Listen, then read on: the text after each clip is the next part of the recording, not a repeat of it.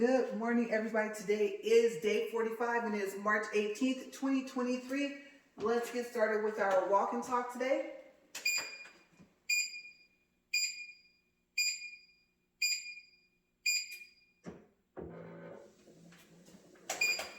And just like yesterday, I'm going to start off with speed 3, let it catch up to itself. And now we're going to go up to speed 4.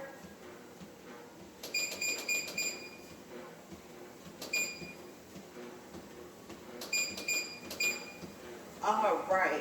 Okay, so we are up to speed. And I don't know, you guys, I just turned this thing off and warming it up.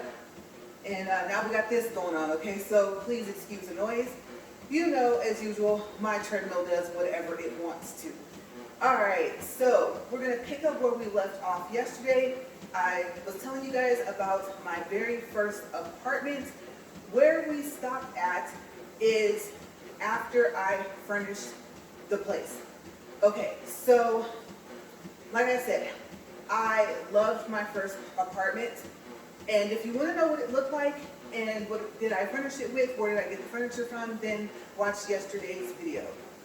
Okay, so now I had my couch and my bed, and I never got anything to set my computer on. So that green tub that I told you guys about, that stayed, I guess you could say, quote unquote, my desk. And then if I needed to write anything, I just sat the tablet or whatever it was, notebook on the bed, and then wrote on that. So I never got like a chair or anything like that at all. No setup for my computer. And you guys, it was really cool because, like I said, I never had my own place before. This was my very first apartment where just my name was on it. And as a matter of fact, when I stayed with my friend, my name did not go on her apartment. So when I say this was my first apartment, literally all mine. Let me tell you guys, there's nothing like having a key to your own place. I never hung anything up because I'm not really good at hanging things up. Things I knew they wouldn't stay up there, they would probably fall down. So from what I remember, no pictures, never hung anything up like that. I don't like plants. One, if they're real plants, can't be around them anyway. If they're fake, they still have some type of maintenance. So I never wanted to have any plants, and I thought my apartment is just the right size. I don't want to clutter it up. And so, like I said, I have these 3 or 4 shelves on each side of this built-in bookcase, so I can put stuff in there. I never took any of my pictures and printed them out and put them in a frame. I just kind of kept it simple. It was really cool to have my friends come over. It wasn't very often, but when they did, we would hang out, we would sit there and talk because they already had their own places. And so we were really excited. My best friend I told you guys about, Misha, like I said, we would get off at 5 a.m. in the morning, and sometimes she would come over and we'd just sit there and talk for maybe an hour or so. Just about, our night that we had at work and different things, like I said. So it was really cool. And as you know, it was upstairs because I don't like staying downstairs. I figured, what would be the odds that I would end up having somebody above me that's as quiet as I am? So yes, I had to be upstairs. And my neighbors, they were nice. I didn't see them too often. And I got lucky, you guys. They were really quiet as well. The entire time that I stayed there. And I stayed in our apartment complex for a while. So I think that it was a really good experience. And I don't remember ever cooking anything there, but I do remember that my same friend I just told you about came over, brought over her kids, and one of them baked cookies. So I think he was the first one to use the oven, honestly, because I don't like to cook. I always had this mindset, this thought process that I would be this CEO woman on the go, and I just simply wouldn't have time to make dinner. I would just grab lunch from somewhere, takeout or something like that, and that's the way I always picture myself. Briefcase in hand, giving presentations and stuff like that. I I don't know, that was just one of the things that I don't think I've ever mentioned on the walk and talk, is that that was one of the other ideas I had for a career. Now, CEO of what company, I don't know. I have no clue. You know, like when you can kind of picture something and you don't know if it's going to happen, but it kind of feels real. So I thought maybe at some point. Let's see. Okay, so I don't think there's anything else about my apartment. Like I said, it was pretty simple setup. And I want to say it was tub and shower combo. I think it might have been. And I don't think if it was that I ever took any baths there. I love bubble baths, but surprisingly, I don't think I ever took any. So I could be wrong. That's the only thing I don't remember about the apartment, is if it had a tub. But it was cool. It was my own place, and I liked it. Now, let's see. We're going to stick with first. Okay, so by the time I got this apartment, I'm going to check here and make sure I'm good.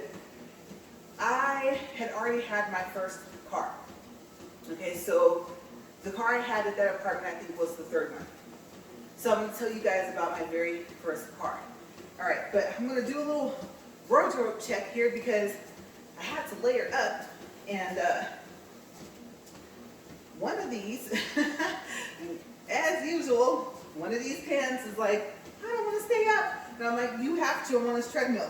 Okay, and these are pretty long, so yeah, like I said, I'm layered up head to toe. I'm not playing with this cold weather out here. And as a matter of fact, it's raining outside right now, and it's pretty chilly outside.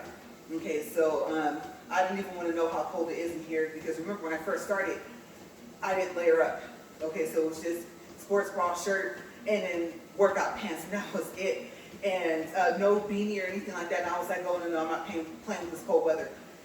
So yeah, anyway, my first car. Okay, so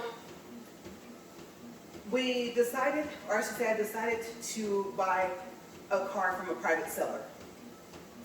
And I was looking around and stuff like that. I was advised not to get a stick shift because they are hard to fix.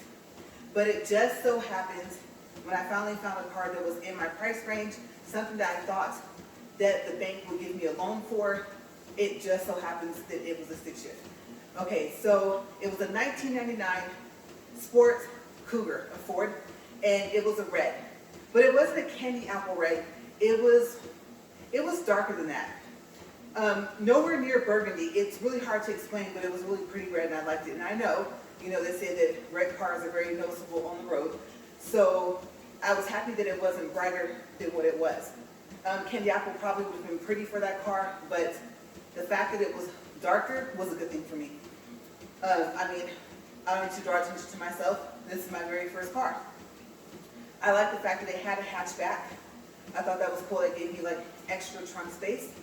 And it was a two-door. I didn't mind, but the doors were kind of heavy. But that's what I liked about it. That made me feel like I was safe inside the car. Now, the stick shift part. I believe it was a 4-speed. And if you're wondering, how did I learn how to drive a stick shift?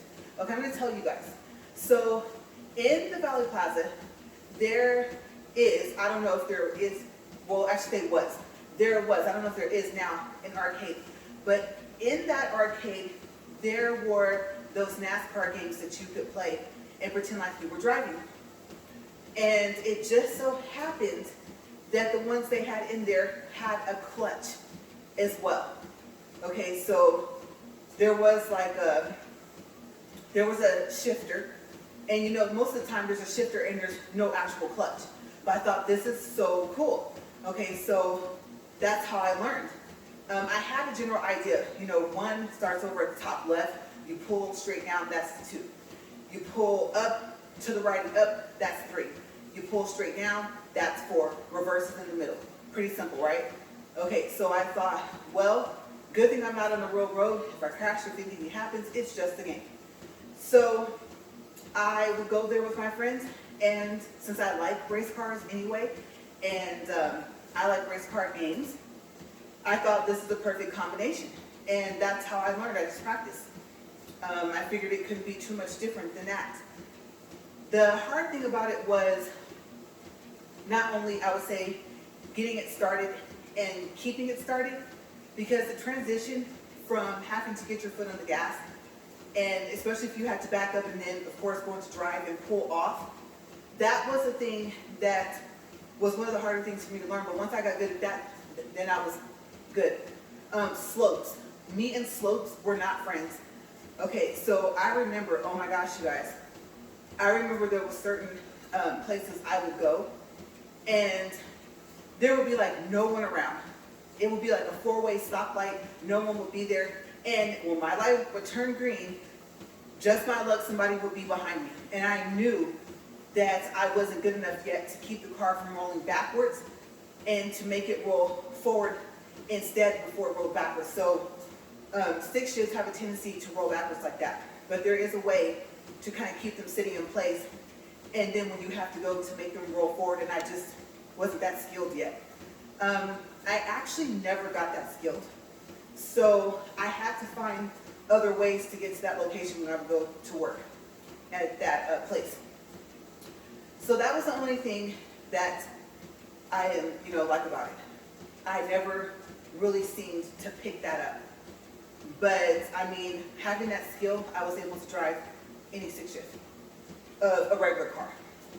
So I think it had a sunroof, and I really liked it. I want to say I remember it having a sunroof. If it didn't, that's kind of odd that I wouldn't remember that, because that's something I usually look for in a car. I don't necessarily like to open it up. Of course, I wouldn't open it up all the way. I'm exposed to outside. But tilting it up, kind of cool, let some air into the car if you don't want to run the AC. So I thought it had one. It may not have had. And the back seats were big enough for people to fit in. It's just that, like I said, they had to come in through that one door on each side. And I drove it all over the place. Okay, I remember, I think I drove it to the beach, and I think my friends were with me one time. I drove it everywhere. I mean, it was my car. It's my first car, and I believe it had like an antenna on it, but it didn't stick up really high, so I didn't have to worry about that when I went under like overpasses and stuff like that. Obviously, it wouldn't stick up that high. But I want to say there was an antenna on the back. And let me tell you guys, that thing used to shock. You think this shocks me? You guys, I would get ready to open the hatch, and a blue spark would either, I would say come from the car and go to my finger, but I don't know. Okay, I'm that person that, as you guys know, I get shocked very easy. But when it would have a blue spark, it would have a pop. It would go like pow, like that, and it hurt. So I remember countless days, because I used to detail my car myself. So I hand washed it.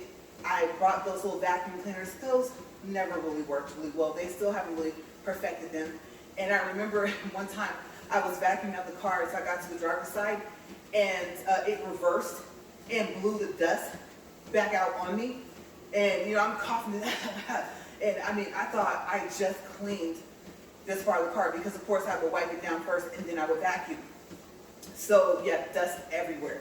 And I was like, okay, this car vac is going in the trash.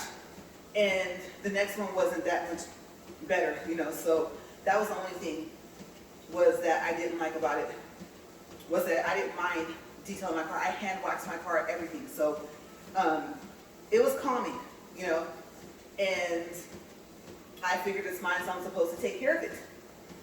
Make sure it has its oil changes, all types of stuff. So I had to learn fast about it. I don't know if I ever replaced the windshield wipers, which is kind of crazy, because I know I had the car. I want to say I had it at least for a year, but maybe not. I do remember that the stick shift, the clutch went out, and I took it to a shop that my dad was telling me about. And even though they said it was fixed, yeah, that's why I did those quotations. Yeah, they said it was fixed. It wasn't. The problem was that it wouldn't stay in first gear. And you kind of need that when you're coming up off of a stop sign or a stoplight. Okay, so usually you can't drive it just stopping and pulling off from second gear. Okay, that's not a good idea. So I remember one day I was on my way, I think, to my dad's house, and I called him and I told him, I said, Dad, it won't stay in first gear. it's been giving me problems, and I've been trying to make it to your house, and just so happens that I was near the off-ramp for his house, so he came and moved the car.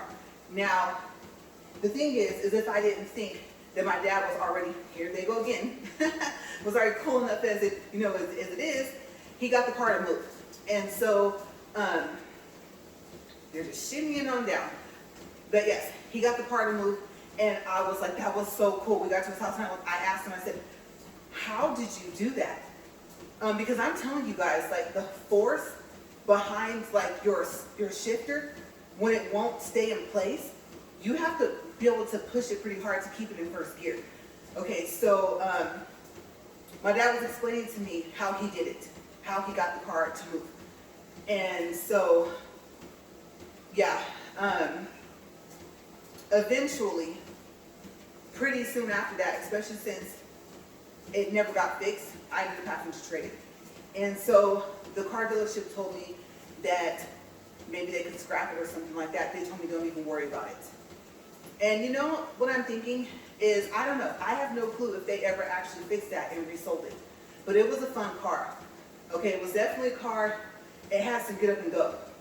Okay, you be in fourth gear, ride down smooth. If you have to speed up, you either can speed up with the gas or drop down to third gear, pick up your speed, go back into fourth, go on about your day.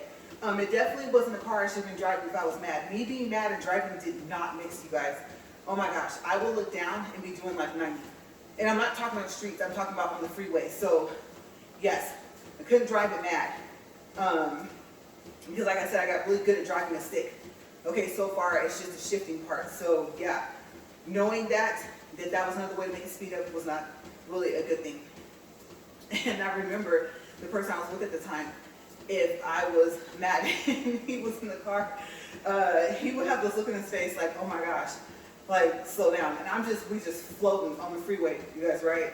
And I would look down like, oh my gosh, let me slow back down. So I told him, it's not a good idea for me to drive when I'm mad. I don't pay attention hardly to it. If I'm on the freeway, I don't pay attention to hardly the speed limit at all. You know, I'm not intentionally speeding, I'm just not even really focused on it. I'm just thinking about whatever I'm mad about. So yes, I had to learn. Aside from being sleepy, can't be mad at driving. And I don't know, let's see. Let me do a time check first, and then I'll decide if I'll tell you guys about just going through the different cars. Okay, let's see, we have 16 minutes and 58 seconds. And so far, we're at 1.1 for distance. All right, I'll do the calories later. All right, so once I traded it in, my mom just so happened to go with me. And this is something I learned. Okay, so you would think this would be obvious, but you guys remember this was my first car. If you want a Honda, you go to a Honda, obviously. If you want a Volkswagen, well, out there, especially you go to Family Motors. If you want a Chevy, you go to Chevy, right? Okay, so what you don't really want to do, like I said, it's left up to you, just advice, I'm speaking from experience, is to get a different make and model of a car from a different make and model shop. So you don't want to go to Toyota and, like I said, get a Chevy. Reason being is because you have to look at what's the manufacturer warranty that's left on it, and the car will be listed as is. Okay, so the only thing that they're kind of responsible for then that they should be checking when it runs through inspection is the safety issues. Okay, so other than that, the car, you agree to it as is. Okay, and you're probably, unless you have a really good car lot, if it is a safety issue, then like say a sensor. Okay, I'm speaking from experience. Okay, so the sensor example is a real example. Say the sensor is missing, or even if it's like hanging down, like inside the bumper, let's say it's in the back. That's a safety issue.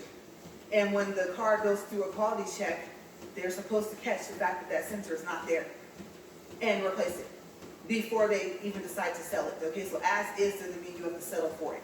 Okay, but just be careful. The headlights, if the headlights are having condensation, there should be no water inside the headlights, obviously, right? So things like that, okay?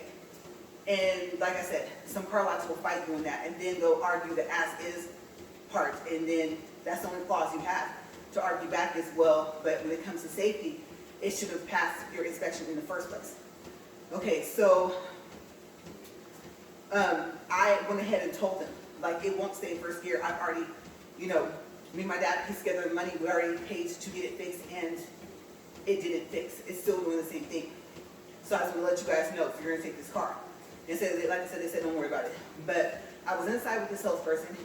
We were at Honda, and usually, I would go for a Volkswagen. I think my eye on the next car I wanted was a Jetta. So didn't really think about the fact that I should have been at the Family Motors lot. I think it was more so of also which lot is willing to help me, because I need to be able to get around, I need to be able to get to work, run errands, things like that. So we saw these used cars outside a Honda, and we pulled in. And like I said, so what came outside, and the salesperson I think that I was mainly working with, he was like, I got something for you. A little birdie told me that this is your favorite car. And I was thinking, what is he, talking about? Because, backstory. So before that happened, they had put me in a, like I said, at Honda, a 2000, I think it was for Toyota Corolla, I believe. And it was only, 4-speed. Not that I needed a 6-speed. No, I definitely didn't need a V8 either. And so the problem is that they weren't able to finance me. I was short of being able to be financed by $200, I think, of the sticker price. So they had called me and told me that they needed me to bring the car back. Well, let me tell you, I was happy that they wanted me to bring it back anyway, because I was getting on the freeway. And if you're familiar with Bakersfield, you know that the 99 connects to the 58. Okay, so you're headed south, and then you connect to the 58, and you'll be headed, my directions. You would be headed east. Okay, so you connect on like that. And so I remember coming off of the street. The 58 ended. So I was coming off the light, going on. I was on my, I guess you could say, on-ramp, looking at the other on-ramp, and I'm like, oh my gosh, it was like a diesel or something was coming. My foot is to the floor, you guys. The car does not want to accelerate any faster than what it's going. And then all of a sudden, it just took off. And like, it pulled me back to my seat. And I was like, oh my gosh. I was relieved, because if it didn't speed up, we probably would have hit each other. One of us had to speed up or slow down. And so I thought, no, this car is not safe enough for me to have anyway. And so I was kind of relieved when they called me and told me that they couldn't finance me for this Toyota. I was like, yeah, take it back. I'd rather have a Camry anyway, so they can have this car back. And it was an ugly color. It was that ugly gold color. And I called it the grandma gold, so I was like, yeah, no, they can have this back. The interior, I want to say, I think was like a peanut butter. It was cloth. I didn't care that it was cloth. Kind of makes it, well, no, I won't say it makes it easier, because you would have to have it shampooed sometimes unless you learn how to do it yourself. So I really didn't too much care for it anyway. But I believe it was 2004, so that was the only good thing, was that it was a brand new car. So I didn't have to worry about, the warranty. It still had the manufacturer's warranty on it, even though it would have been considered as is. And nothing appeared to be wrong with it mechanically. So, I was happy about that. But when that happened, I was like, this thing almost got me killed. So I was like, take it back. But I only had it for, I don't know. I want to say I had it past the time frame of when you can, I said cannot bring it back. You know how you have that 48 or that 72 hours, and then you have to keep the car, you're stuck with it. So I don't know if they made an exception. Like, what are they going to do? They couldn't finance me. So even if I was past that time frame, they still have to take it back. So we go out there, and we walk up to my very first Jetta. And so the only thing I didn't like about it, because I was happy, it was a V6. I was like, oh, it's on now, right? I was like, yes.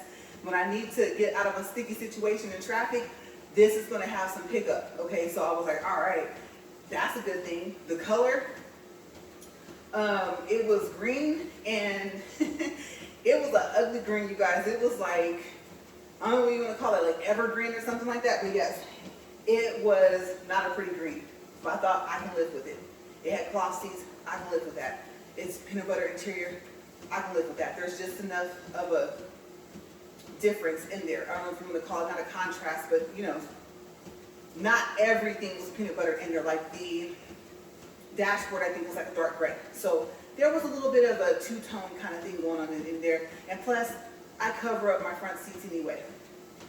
This is the first time I've covered up my back seats in my car with the seat covers, but I thought the front seat covers are expensive enough. They run you about $20 plus per seat cover, so I'm just gonna cover up the front seats, it's just me. And I thought, I don't know if I want anything hanging from the rearview mirror or anything like that. And I'm all excited, this is my first car from a car lot. So it just so happens it cost $200 less on the sticker price, so they were able to put me in it. And it proved itself to be a better car anyway. Now the car payments, oh my gosh, they were over $300. And so I think I started off owing, let's see, $17,000, a little over. And then I did eventually end up trading it in because it only had 8 months left on the warranty. And so I think the only warranty I would have had left is like the engine and the transmission. And I thought if anything major happens to it, what am I going to do? But you know what, to be honest with you guys, I think maybe I should have held on to it for a little longer. Surprisingly, I think I traded it in after having it, I don't think I went past the 8 months.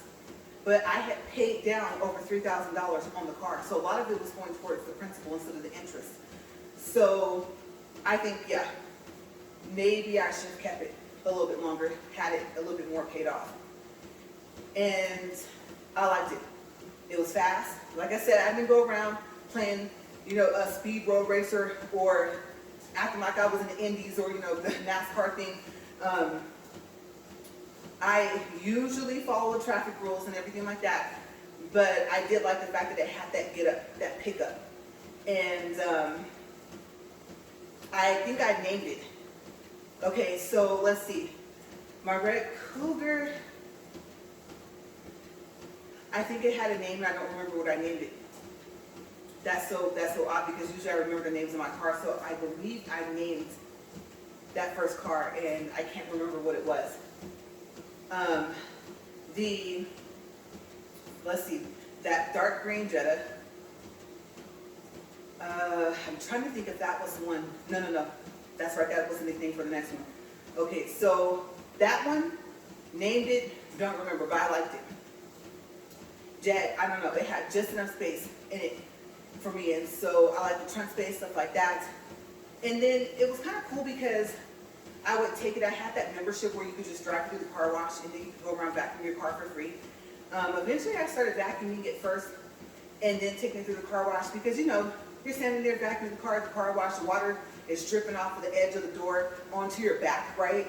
And so you're like, ew, wash water, you know, so now I've sent the skin. So I was like, you know what, I'm gonna pull in, vacuum first and then take it through the car wash. But I think by that time I had like a membership, and what I noticed is that, I don't know why, but it started to look like a dark blue, like a sapphire, and it would also look black, especially if it was later on in the evening or especially if it was nighttime. So I did like the fact that after a while, even during the day, it didn't look like that green. So it was kind of cool how it just looked different colors. And I was like, oh, you know, of course I could spot it. I mean, if it looked its regular color, you could not miss that green.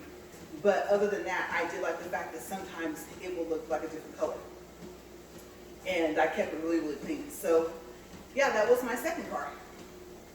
We are at 27 minutes and 53 seconds. All right, so we'll stay on the subject of cars. We'll go into the third one. Like I said, I had a thing for Jettas. And from what I read, supposedly, I don't know if this is true, but I read that they were race cars. And so I was like, I started to learn, you know, some things about them.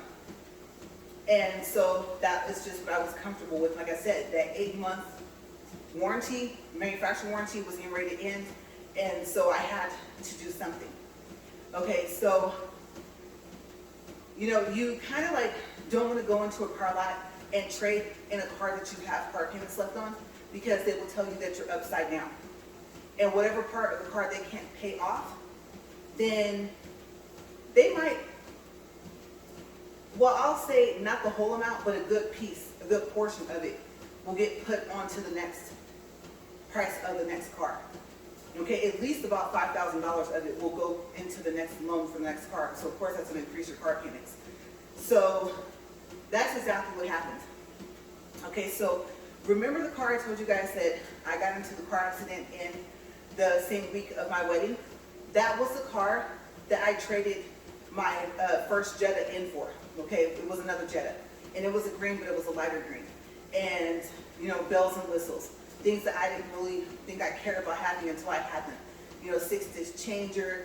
It had satellite radio. It came with XM radio free for like 3 months or something like that. And I was like, I'm not going to pay for the radio after that, but it was nice to have satellite radio, except for when you go through a tunnel. Of course, it's not going to work. It's going to cut out.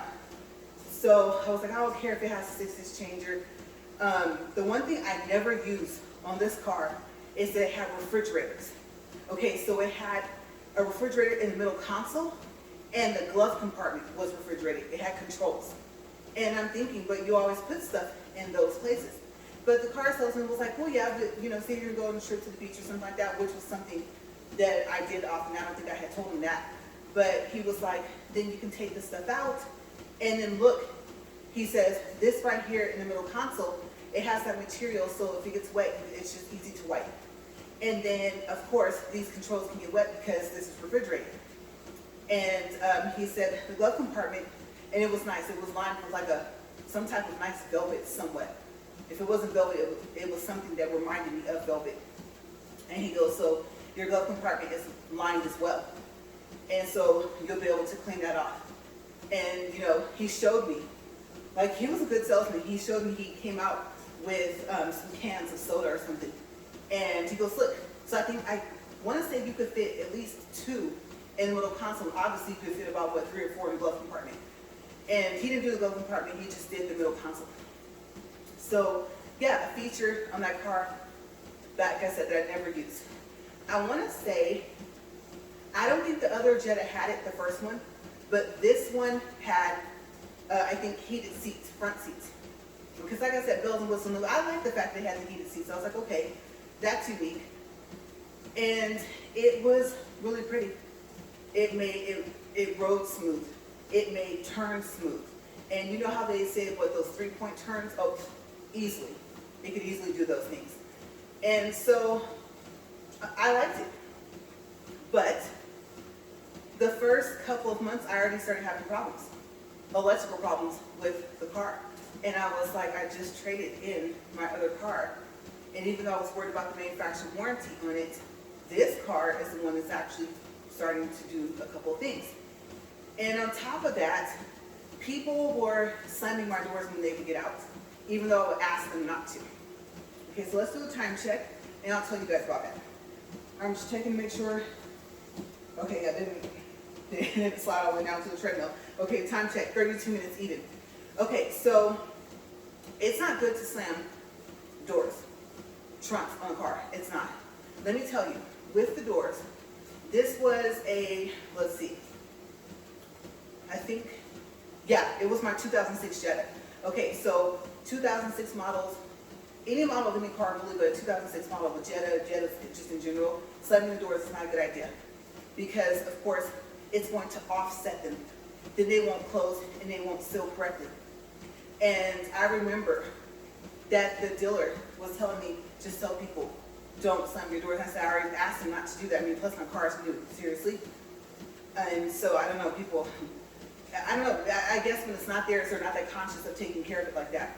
But it was going to be over $100 per door to set it back in place, to get it to close correctly. But they went ahead and they did it for free.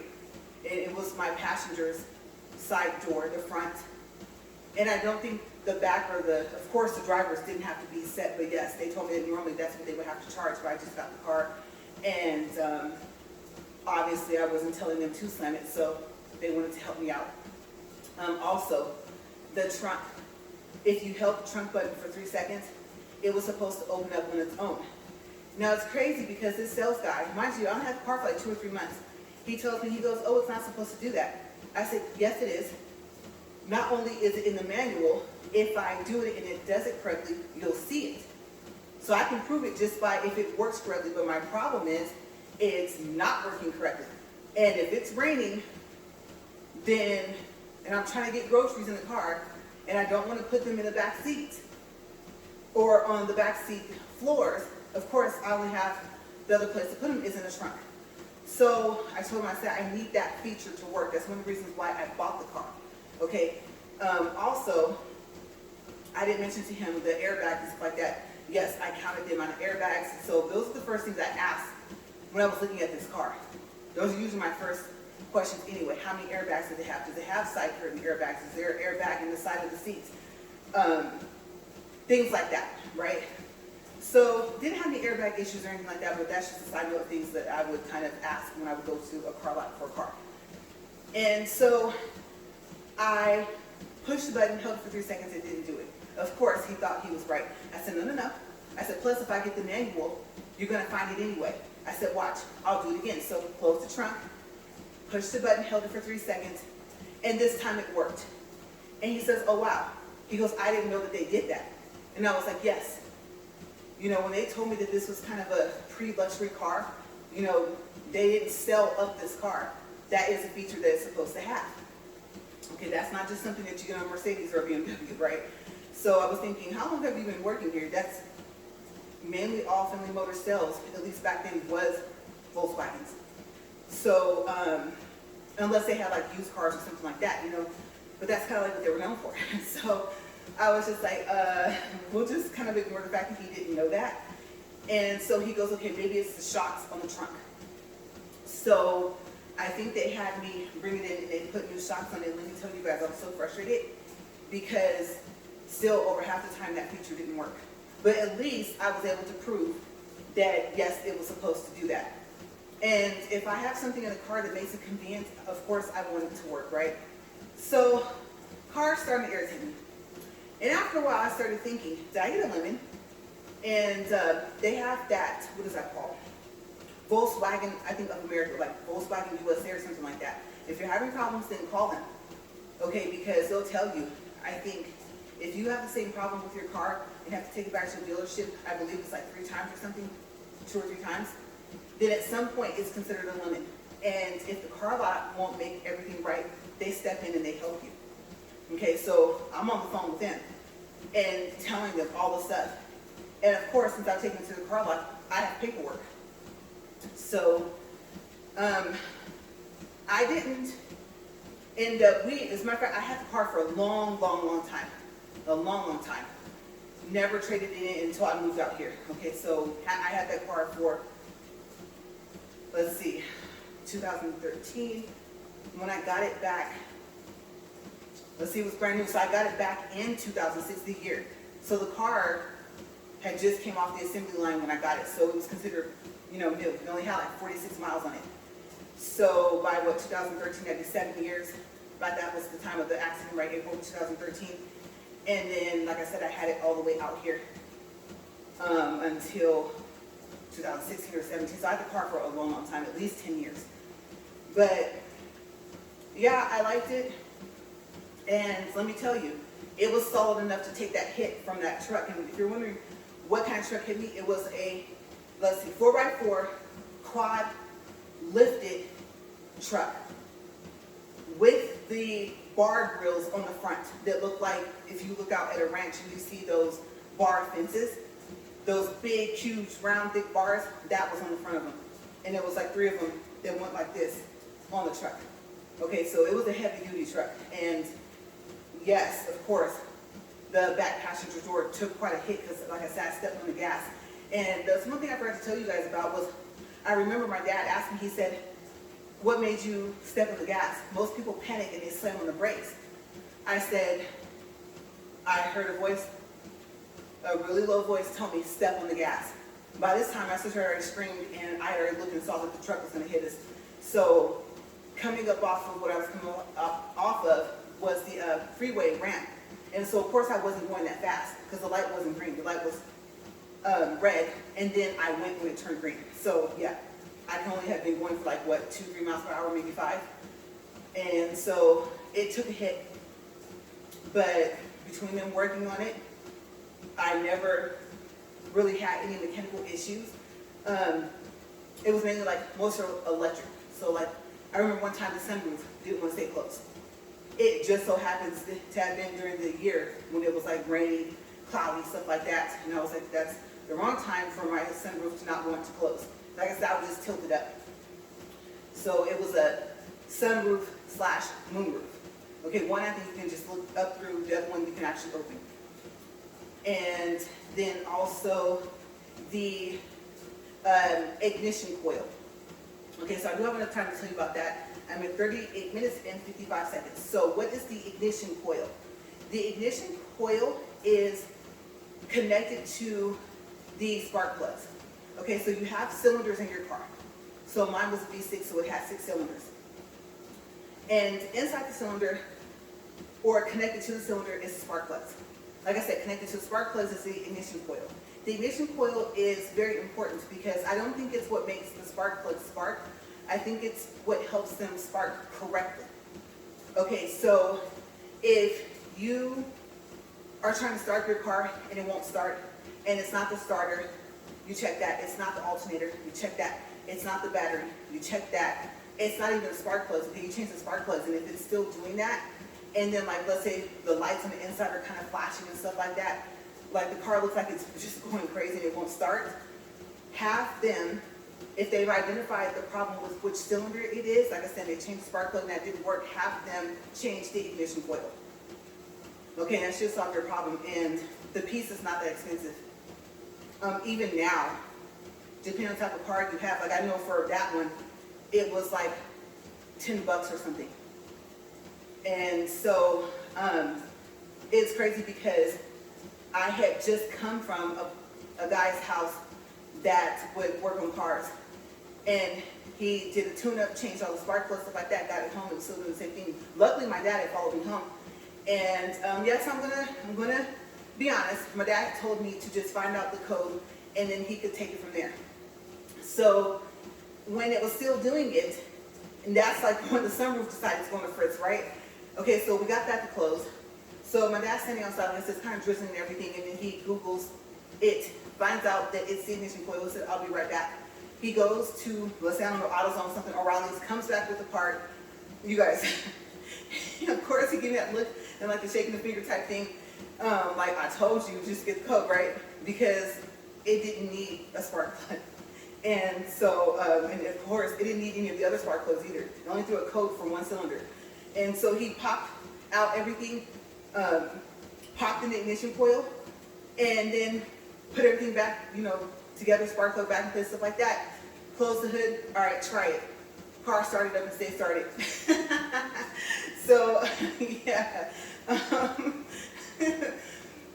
I know, you know, when your parents say something, if it sounds like it makes sense, just listen. Okay, that's my advice. You don't have to take it, but I mean, yes, the guy took the, he charged $20 for a diagnosis, and so, or diagnostic, and he took that 20 and put it into the fact that he did the tune-up and everything like that. So, I mean, yeah, a tune-up, and then, yes, I paid for the spark plugs. They were like maybe 7 to, I don't know, $14 a piece, but I guess, you know, I got off kind of easy. So you call it about $80, $90, you know, if it had worked, if it actually fixed the car. And the car did need a tune-up. It did. And he also changed like my cabin filter and my air filter. And he was like, when was the last time you changed that? Your cabin filter, I think, is also called your engine filter.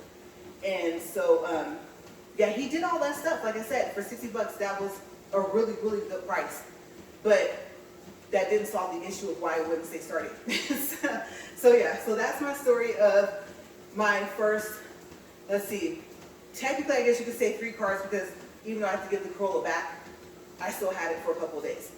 So, yeah, I will stop the treadmill here, and I'm trying to think what I'm going to talk about tomorrow, but I'll figure it out after we get off. So let me read everything before I push stop, because it's going to, like I said, go to 0. So we're at 42 minutes and 46 seconds, 2.82 for distance, 197 calories, no pulse today, I haven't got shocked and I want to keep it that way. All right, and we are done for today. So tomorrow, I don't know. There's been a couple of cars after that. Maybe I'll tell you guys about that, or maybe we'll go into something else. But I thought since we were talking about my first, and we talked about my first apartment, then we would talk about like my first car, set of cars and stuff like that. So we'll see what I come up with tomorrow. And like I said, I always watch my step when I come down from here. All right, you guys, thank you for watching. Have a great day. And as always, stay safe. Bye.